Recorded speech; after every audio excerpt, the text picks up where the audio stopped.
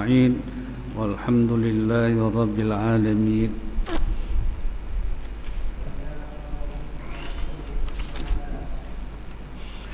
Bismillahirrahmanirrahim. Wa ya qaumi, wahai kaumku, kata Nabi Syuaib, auful mikyala, sempurnakan takaranmu kalau naker jualan, wal mizana, dan timbanganmu juga sempurnakan kalau nimbang buat yang beli.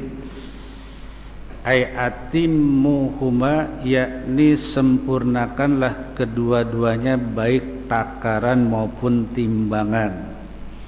Tuh kaumnya Nabi Syuaib dulu begitu tuh gayanya kalau dagang tuh. Curi-curi takaran, curi-curi timbangan, main di takaran, main di timbangan. Nabi Syuaib dulu. Udah lama itu mah. Udah lama. Bil qisti bil adli, dengan cara yang adil. Siapa sih dagang kagak pengen untung? Tapi kalau caranya begitu kan malah udah kurang berkah juga, udah dosa juga. Gitu. Betul sih yang beli mah enggak paham. Yang beli enggak tahu kalau dia dicurangin. Yang kedua, wala tabkhasun nasa asya'ahum, dan jangan sekali-kali kamu kurang-kurangi manusia itu akan hak mereka, hak konsumen, hak orang belanja, jangan suka dikurang-kurangin. Sebab nanti kalau dia tahu kalau kita main curang, nggak bawa balik-balik lagi beli, kan yang rugi kita juga yang rugi. Dia kapok, nggak mau lagi ya belanja sama dia mah, curang sih kalau nimbang, kalau naker gitu. Yang rugi kita juga akhirnya, padahal kita untungnya nggak seberapa dari itu. Aila tanqusuhum min haqqihim syai'a, yakni jangan kamu kurangi hak manusia sedikit pun, jangan. Abongan kalau apa yang ngelebihin mah timbangan. Juga kalau apa yang ngelebihin kan kita juga namanya orang dagang boro-boro untung kalau begitu mah. Yang penting adil lah, adil. Kalau begitu udah zaman dari dulu zaman. Jadi zaman Nabi Syuaib udah pada begitu. Ada gitu, bukannya semua sih, enggak semua ada. Soalnya memang pertama konsumennya kan enggak semuanya orang ngerti kalau dia dicurangin. Ya ada juga sih begitu habis belanja dipulang ya timbang lagi ada. Cuman kalau kita kan nggak telaten kayak begitu kita. Larangan yang kedua, wala ta'asaw fil ardi mufsidin, dan jangan kamu merusak di bumi ini. Itu tadi tuh ngurangin timbangan, ngurangin takaran tuh namanya merusak di bumi. Jangan ya. Bil qatli, dengan cara membunuh orang seenaknya, jangan. Wa ghairihi, dan selainnya. Ta'saw min asya, diambil dari fi'il madhi asya, bikasril musallasati, dibaca dengan kasroh yang bertitik tiga saknya. Ada asya, ada asaya, ada asya. Apa maknanya asya? Afsada, merusak. Jangan merusak. Merusak bumi itu bukannya bumi diobrak-abrik aja, bukan. Dengan sebab orang pada seenaknya berbuat maksiat itu merusak bumi namanya. Merusak bumi. Kan dampaknya baliknya sama orang-orang juga. Contohnya lahan kosong kagak ada karena dibangun ini itu. Begitu musim hujan datang, Kan air ini mau kemana? Nggak ada lagi tempat pembuangan air, banjir rumah kita. Padahal mah penyebabnya kita juga. Hutan kan mestinya pohonnya dipelihara biar kita juga selamat. Sekarang bagaimana nggak mau banjir bandang? Hutannya gundul. Giliran banjir bandang dahsyat, baru deh kita sadar. Jangan, itu juga termasuk merusak bumi. Wa mufsidina halun muakkidatun li makna amiliha, dan lafaz mufsidina itu i'rabnya menjadi hal yang menguatkan bagi makna amilnya.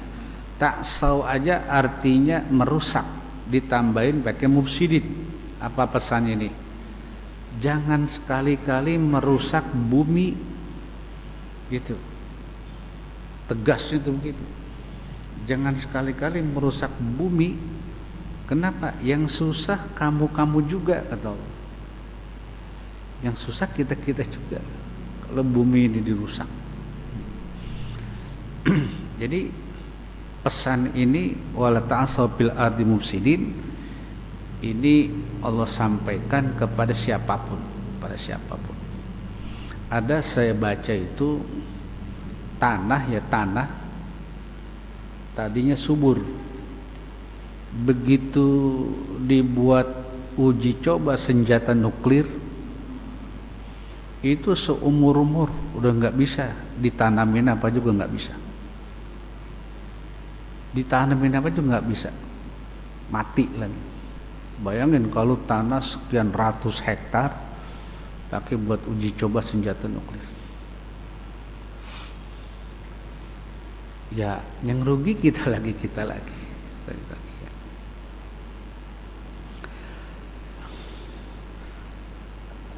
Baqiyatullahi, rezeki Allah, rizquhul baqi lakum, yakni rezeki Allah yang tinggal buat kamu, ba'da ifa'il kaili wal wazni, setelah disempurnakannya takaran dan timbangan, nggak curang. Itu rezeki Allah, biarpun dapatnya kagak banyak, rezeki Allah khairul lakum, jauh lebih baik buat kamu. Biarpun nggak begitu banyak, rezeki dari Allah. Pertama apa? Berkah. Kedua, kita tidak menyalahi aturan. Iya. Ya emang kudu telaten. Rezeki dikit sekali. Kalau berkali-kali kan banyak juga. Kalau kayak tadi mencuri timbangan, kalau nggak ketahuan, kalau ketahuan aparat nanti tuh rugi lagi. Jadi rezeki dari Allah jauh lebih baik buat kita. Kalau Syekh Sawi menafsirkan khairul lakum itu bil barakati, tingkat keberkahannya tinggi kalau rezeki yang langsung dari Allah Ta'ala. Artinya rezeki yang halal lah, itu keberkahannya tinggi, biarpun tidak begitu banyak. Minal bakhsi, daripada curang. In kuntum mu'minin, jika benar-benar kamu beriman kepada Allah Ta'ala. Jangan main di takaran maupun di timbangan, jangan. Nggak berkah. Artinya tuh duit ujungnya habis lagi begitu. Ada aja. Kalau duit beli begitu jangan ada aja. Ntar anak lah begini pakai buat nganuin dia, habis. Gitu ya. Sebab Allah murka, Allah benci terhadap rezeki yang dicari dengan cara tidak fair tadi. Iya. Nggak akan jadi apa-apa. Kalau toh jadi apa-apa, ujungnya habis juga dalam tempo yang tidak terlalu lama. Wa ma ana alaikum bihafiz, dan tidaklah aku di atas kamu bisa mengawasi terus, kata Nabi Allah ceritakan. Bihabib birakibin, dengan mengawasi kamu terus, kagak mungkin kata Nabi, aku kan orang juga. Nabi Syuaib bilang aku kan orang juga, punya keterbatasan, bagaimana mungkin aku ngawasin orang segitu banyak, gitu kata Nabi Syuaib. Jadi ente harus menjaga diri masing-masing, apalagi tadi kaitannya cari rezeki. Jangan dimula-mulain cari rezeki dengan cara yang tidak halal. Ya, kullu nabtin kullu lahmin nabata min haramin fannaru aula bih. Setiap tulang yang tumbuh di daging kita yang sumbernya dari uang yang haram, kata Nabi, api neraka itu pantas banget buat itu orang. Jangan. Kita nih kaum muslimin ya, jamaah ya, jangankan memasukkan makanan minuman yang haram ke perut kita, yang halal aja kalau sampai kenyang itu udah nggak bagus. Jangan, kalau makan jangan dibiasakan sampai kenyang. Nggak bagus buat semua, nggak sebagus buat masalah ibadah kita, nggak bagus buat kesehatan. Kalau makan kenyang kan emang enak tuh, apalagi kalau lagi lapar. Udah lagi lapar, launya kalau baru sekali sih enggak, nanti kalau udah berakumulasi baru deh tuh penyakit timbul. Kalau makannya banyak mulu, ya udah seperti yang diajarkan oleh Nabi gitu. Kalau makan, ya, silakan makan kalau udah lapar, gitu. Berhenti makan, jangan terusin kalau udah pengen kenyang, rasa pengen kenyang, jangan. Iya, itu pola makan yang sehat. Ya. Jadi pesannya tadi apa? Yang haram aja, yang halal aja kalau sampai kenyang itu tidak baik, apalagi yang haram itu.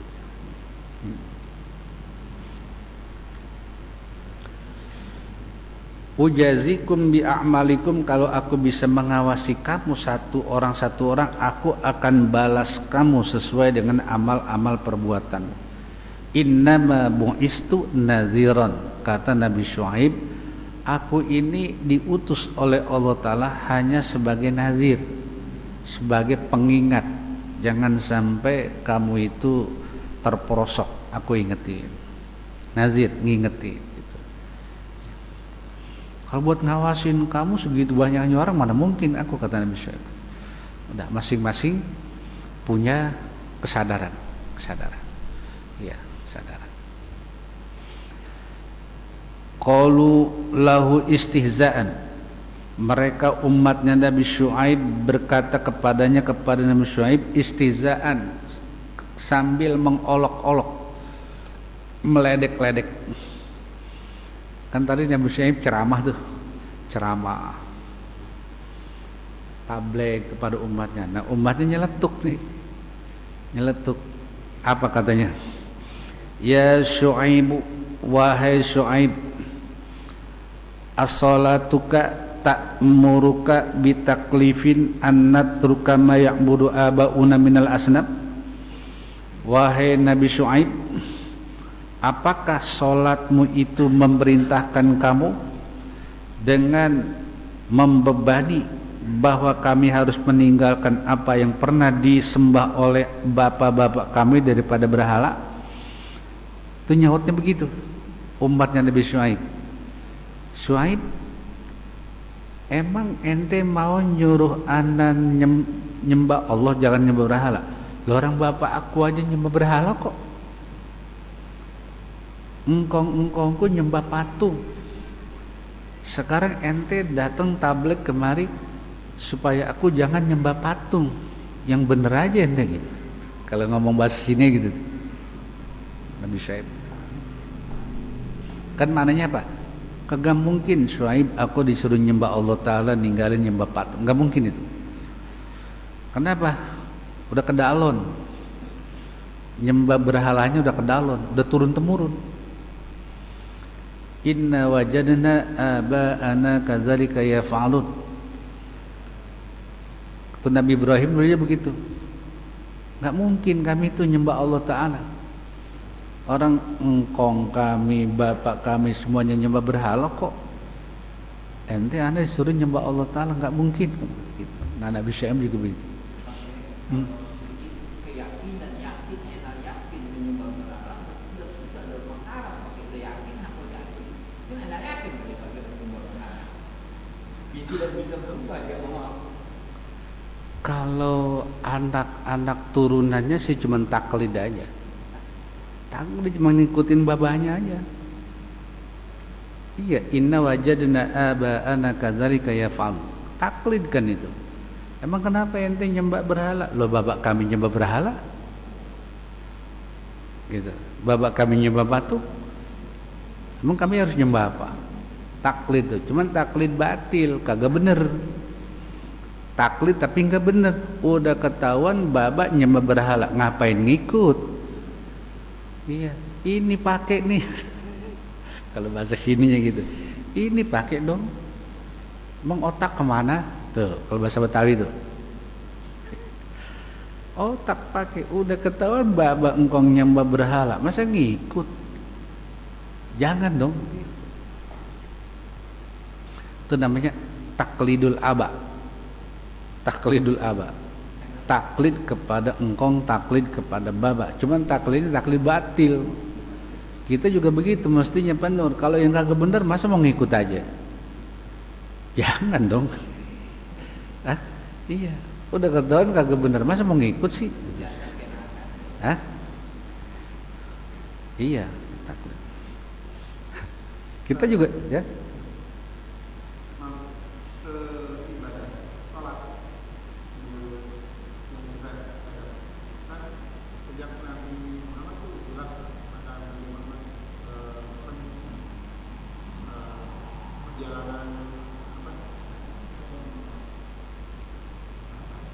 Yang perintah sholat itu Isra.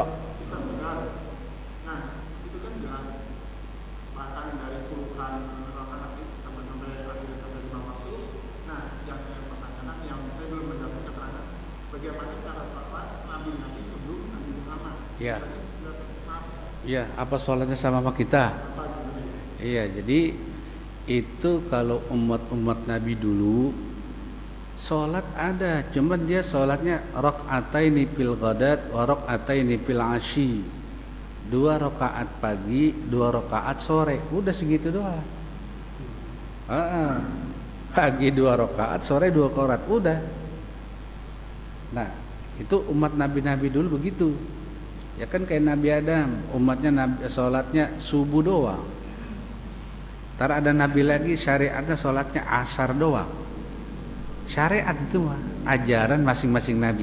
Nah, sholat yang 5 waktu ya kita umat Nabi Muhammad gitu. Ada istilah lain juga ada, nabi-nabi lain juga ada sholat, cuma sholatnya nggak sama kayak kita.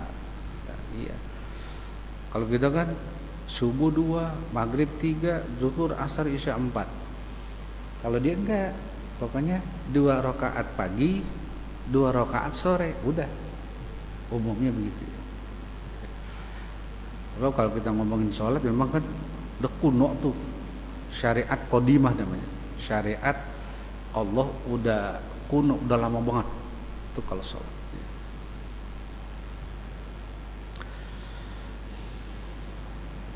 Anatruka an naf'ala fi amwalina ma nasya'u, atau kami harus meninggalkan apa yang kami perbuat dalam harta kami, apa yang kami kehendaki. Kata umatnya Nabi Syuaib, ini kan harta aneh, ana yang punya, ana yang nyari, ana mau apain kek gitu, ana mau pakai ngapain kek harta nih, kalau ana yang nyari kok. Itu begitu tuh umatnya Nabi Syuaib tuh, nyeletuknya, kalau dinasehati nyeletuknya begitu. Iya, ya sama kayak zaman sekarang begitu, larang duit saya Saya yang capek nyari, saya mau beliin apa kek? Begitu. Padahal enggak begitu semestinya, Pak. Ada aturannya biar kita ini maslahat baik dengan harta. Bener sih emang duit kita. Orang lain nggak boleh komen. Orang kita yang nyari. Tapi kan dampak negatifnya pasti ada kalau semau-maunya gitu.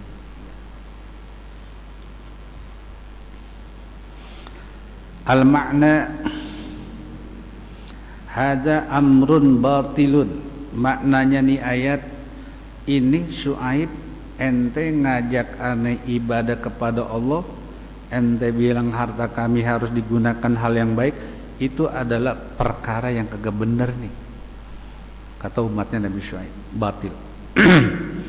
La yad'u ilaihi da'in bi khairin. Belum pernah ada orang yang dakwah untuk kebaikan, belum pernah ada, kata umatnya Nabi Syuaib. Ente doang nih Syuaib dakwah pakai begini, pakai khair. Zaman dulu nggak ada dakwah begini, nggak ada. Zaman dulu tuh kalau Nabi Rasul tabligh tuh begitu tantangannya, ngatanya berdepan, ngatainnya berdepan gitu, ngejek. Nabinya masih ada, diledek, nggak pakai nungguin besok. Itu nasib para nabi kaitannya tabligh dulu begitu. Ya, sedih sih, sedih. Innaka la antal halimur rasyid. Bahwasanya engkau ya Allah ya Rabb, sungguh engkau itu maha halim, maha rasyid. Innaka anta, kalau innaka kita kaknya kita andaikan itu kepada Nabi Syuaib, ini innaka anta berarti olok-olok umatnya Nabi Syuaib kepada Nabi Syuaib.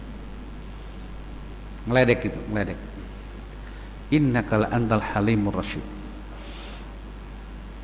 Ya, apa sih bahasa kampung kitanya yang ngeledek itu, ngeledek. Istihza, ngeledek.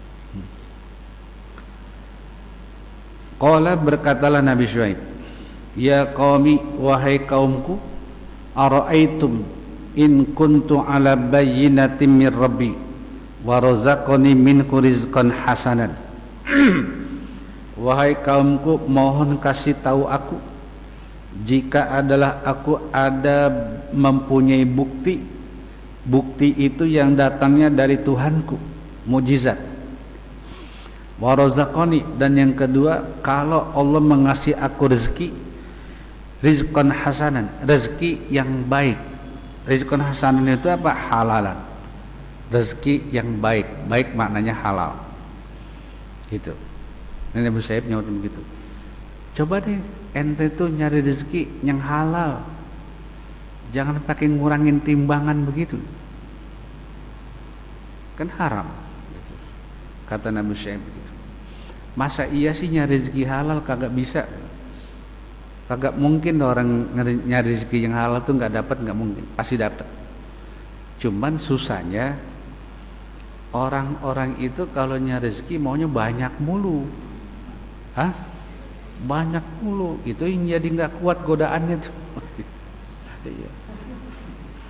Maunya banyak mulu. Ya, kalau nyari rezeki maunya banyak mulu bisa jadi.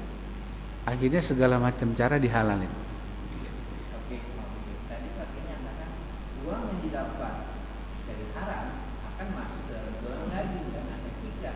Bagaimana kalau seandainya kita orang yang awam tidak berjajah bersunda cari dapat campur sama kiai? Iya. Begitu udah datang udah tuan baru dikit baru ngaji baru tahu pada Iya. Iya, kalau dulu umpamanya kita benar belum tahu mah. tahu dikit-dikit lah. Iya. Oh, tahu dikit-dikit tahu namanya. Oh, Iya. tahu, Iya, tahu dong, iya. Iya. Tahu dikit tahu, iya. Iya. Ini kalau nggak tahu benar gitu ya. Kalau benar-benar nggak tahu bahwa itu nggak boleh, iya, kita lakukan.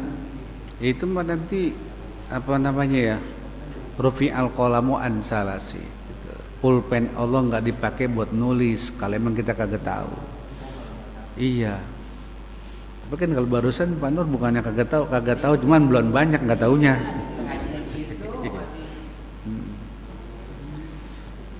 Tahu juga namanya.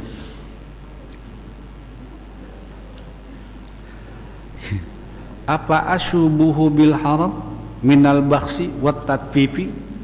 Apakah aku harus campur aduknya itu rezeki yang halal dengan yang haram, diaduk daripada karena mengurangi hak orang, wat tatfifi, dan curang di dalam timbangan? Masa iya sih rezeki pakai dicampur aduk yang halal yang haram jadi satu gitu? Jangan dong gitu. Kan begini Jamal, susahnya dia kita kalau ngomongin rezeki haram berupa makanan, itu kan nanti jadi darah daging. Jadi di badan kita itu akan mengalir darah yang dari hasil yang haram. Itu akan berpotensi menjadi pola orang nanti tuh. Iya, kerjaannya akhirnya nggak beres mulu. Kenapa? Rezekinya haram mulu. Akan mempengaruhi itu. Akan mempengaruhi. Ya. Bab itu darah mengalir tubuh kita. Mempengaruhi mental orang. Ya, kalau rezekinya halal, ya nanti mentalnya jadi bagus. Tapi kalau rezekinya haram, ya mentalnya nanti nggak beres mulu dah. Gitu. Bawaan udah nggak beres mulu dah. Gitu.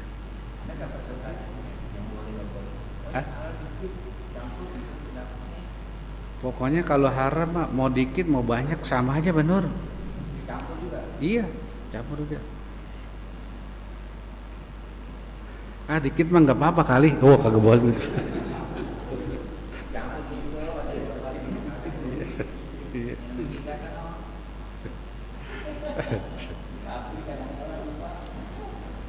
Jadi Pak Nur kalau pangan haram jangan pakai nggak apa-apa ngomongnya jangan. Wa ma uridu an ukhalifakum, dan aku tidak bermaksud untuk menyalahi kepada ente semua. Wa adhabu ila ma nahakum anhu, dan aku bukan bermaksud mau pergi kepada apa yang Allah larang kamu daripadanya. Fa'artakibuhu, maka aku akan memperbuatnya. Enggak. In uridu illal islaha, kata Nabi Syuaib, tuan-tuan, maksud kami cuma ingin membuat kamu tuh baik, islah. Kami dakwah kepada ente semua nih, kata Nabi Syuaib, nggak ada tujuan lain supaya ente baik, supaya ada kebaikan yang ente kerjakan. Makanya anda dakwah sama ente. Jadi kalau bahasa kamu kita, kalau anda nggak kesian sama ente, anda nggak mau dakwah. Kenapa aku mau capek-capek dakwah? Anda kesian sama ente. Gitu. Islah. Lakum, kepada kamu, bil adli, dengan cara adil. Kalau nimbang atau naker, mastata'tu, semampu-mampuku. Iya, semampu-mampuku aku mau berbuat islah kepada ente.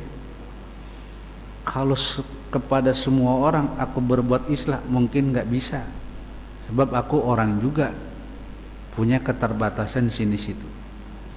Ya, islah itu memperbaiki yang tidak baik, namanya itu islah. Mempositifkan yang tadinya negatif mulu, itu namanya islah. Islah. Ya. Umpamanya orang dulunya main ginian mulu. Main apa? Main pincer, main dadu. Main dadu. Kan haram tuh kalau taruhan duit. Dari tablet biarpun lama, tablet. Itu namanya mentablegkan orang untuk jangan sampai keterusan berbuat yang seperti tadi. Itu namanya berbuat islah supaya dia baik gitu. Namanya membuat orang baik, islah. Nah kalau membuat orang baik berarti tadinya dia kagak baik gitu. Tadinya nggak baik. kita dorong supaya dia berbuat baik. Islah. Wa ma taufiki, dan tidak adalah taufik aku. Apa itu taufik? Ay qudrati ala dzalika, yakni kesanggupanku di atas berbuat yang demikian, wa ghairihi, dan yang selainnya, minat ta'ati, daripada amalan taat ibadah, illa billah, kecuali taufikku hanya dengan Allah Ta'ala. Jadi gini, nih, jamaah sholat subuh, bangun aja baru pukul 4 udah bangun. Satu, itu dari mulai bangun mau ke kolam ambil air itu nggak gampang tuh, berat sekali bawaannya, awang-awangan, males, apalagi masih ngantuk kan. Itu udah 2 tuh. Ketiga, wudu dalam situasi pagi kayak begitu kan dingin. Wudu apa jangan ini? Wudu apa jangan itu? Akhirnya wudu. 3 nih, sukses sudah tuh. Nah, begitu selesai wudu, berpakaian, serebet, selendangin sorban, pakai minyak wangi. Begitu mau jalan berjamaah kemari, gerimis.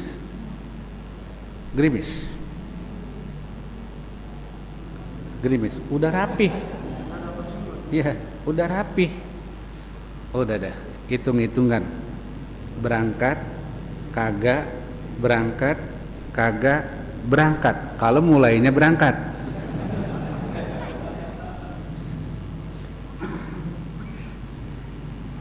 Kenapa jamaah bisa sampai kemari? Padahal dingin-dingin subuh lagi. Kalau bukan taufik, nggak mungkin itu. Kalau nggak mungkin taufik dari Allah Ta'ala, nggak mungkin. Taufik itu khalqu qudrati ta'ati fil abdi. Allah, dia berikan kita energi, kesanggupan untuk beribadah. Menurut sanggup mah kita nggak ada yang sanggup ibadah, berat. Menurut kesanggupan kita nggak ada yang sanggup ibadah. Biarpun paha kita keker nih, biarpun tangan kita kokoh, biarpun badan kita super sehat, ukuran ibadah menurut sanggup kita nggak sanggup. Kenapa sanggup? Itu di belakang itu ada taufik dari Allah Subhanahu wa Ta'ala. Kalau nggak ada itu, nggak mungkin kita. Jadi itu ya Pak. Kita berpikirnya nggak sejauh itu, seolah-olah itu kemampuan kita. Sombong namanya itu. Sombong. Seolah-olah karena tenaga kita gede gitu, kita sanggup. Wah, itu sombong itu. Alaihi tawakkaltu, di atasnya Allah aku hanya bertawakal kepada Allah. Wa ilaihi unib, dan hanya kepada Allah nanti kami akan kembali. Aku akan kembali. Ini kita nanti kembali pulang. Kita akan pulang. Benar, jamaah kita akan pulang. Sekarang lagi merantau. Sekarang kita lagi merantau, ada yang 40 tahun, ada yang 50 tahun, ada yang 60 tahun merantau. Nanti pulang. Enggak ada orang kagak pulang tuh, enggak ada. Pulang. Siap-siap.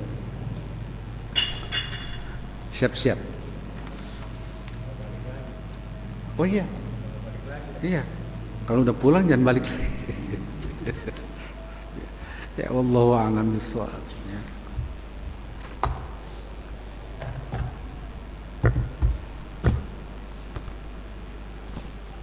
Ustaz, halaman berapa?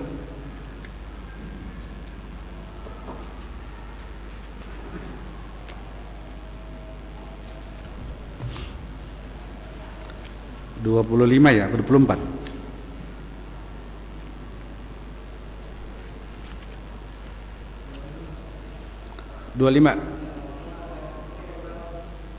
Berapa baris?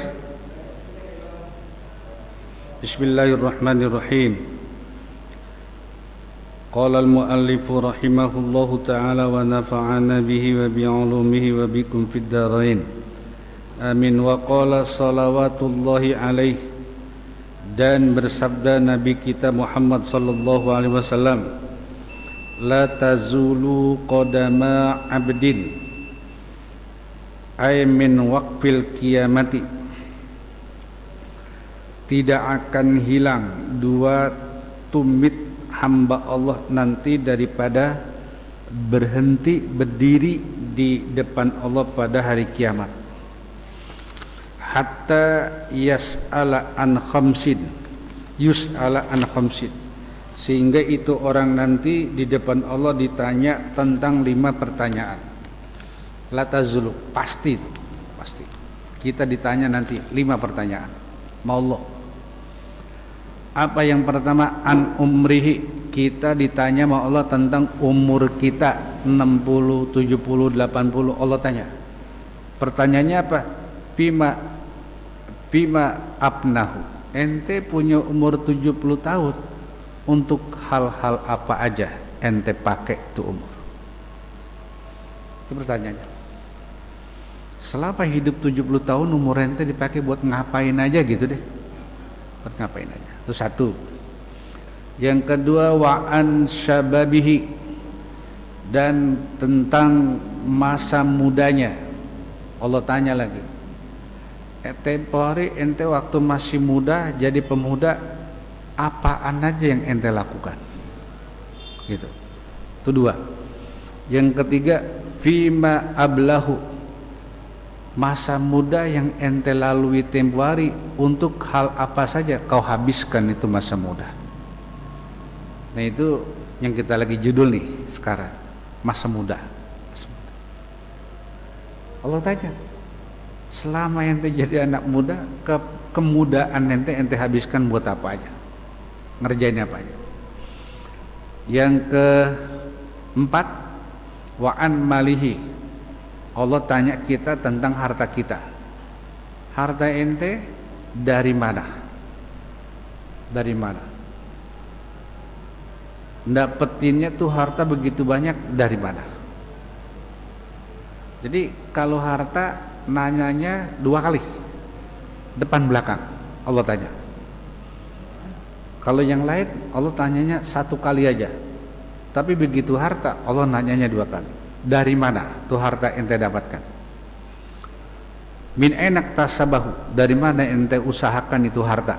Nah yang terakhir pertanyaan tentang harta, wa fima anfaqahu, dan untuk hal apa-apa saja harta ente belanjakan. Harta ente begitu banyak, untuk belanjain apa aja? Ini lumrah jamaah.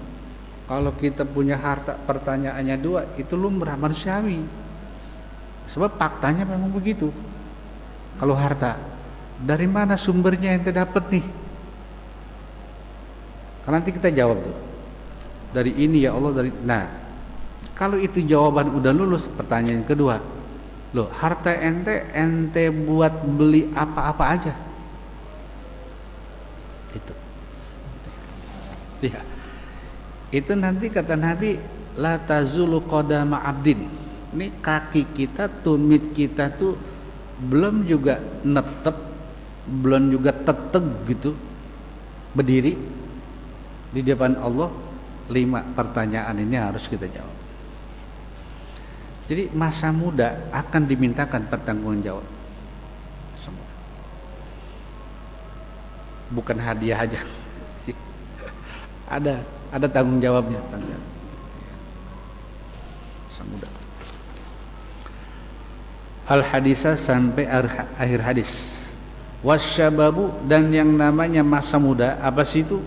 Wazzamanul ladzi yumkinu bihi tahsilul fadaili waqtinasul ulumi. Masa muda adalah waktu yang memungkinkan, dengan masa muda itu kita bisa menghasilkan hal-hal yang utama. Salat subuh berjamaah utama, fadail, hasilkan di masa muda. Man shalla subha fi jama'atin maka annama ahya laila kullahu. Siapa orang yang salat subuhnya terus berjamaah, seolah-olah dia menghidupkan malam itu semalam-malaman suntuk untuk beribadah. Jamaah subuh berjamaah. Terus waqtinasul ulumi, dan masa muda dipakai untuk mendapatkan ilmu-ilmu agama. Masa muda, kalau mengaji ilmu Allah masa muda, gagah, tenaga banyak, mata masih awas, kuping masih awas, harus muda iya. Makanya anak muda, sebab masa muda itu nggak lama. Kalau anak mudanya nggak pinter-pinter, kejebak. Sebab masa muda nggak lama. Allah porsikan waktu muda itu nggak lama. Makanya anak mudanya kudu pinter. Pinter memanfaatkan waktu muda. Kalau enggak ya siap-siap menyesal besoknya. Wanailu maratibis siyadati wa riyasati diniyati wa ghairiha, dan masa muda itu untuk meraih martabat kepemimpinan, martabat menjadi pemimpin agama wa ghairiha dan lainnya. Jadi riyasah diniyah, kalau pengen jadi pemimpin agama, jangan pemimpin dunia. Jangan dikepengenin. Kalau pemimpin dunia jangan dikepengenin. Pemimpin agama. Gitu. Bapak-bapak, sumbangsihnya banyak. Kalau anak kita nanti jadi pemimpin agama, sumbangannya buat umat itu banyak. Tapi kalau pemimpin dunia, Masya Allah, Allah, sulit diharapkan. Gitu. Artinya kalau jamaah punya anak 4, satu mah harus ada yang di pesantren. Biarin dah kita pala buat kaki buat pala nyari duit, harus ada yang di pesantren. Biarin kita puasa dulu, yang penting anak di pesantren bisa jalan. Pemimpin agama yang lurus. Apa pemimpin agama yang lurus? Pemimpin agama yang tidak mengkomersialkan agama, itu, yang tidak mencari hidup dari agama, itu pemimpin agama. Iya, harus anak kita mau laki mau perempuan nggak ada masalah, santrenin. Kalau yang S1, S2, S3 mana banyak tuh.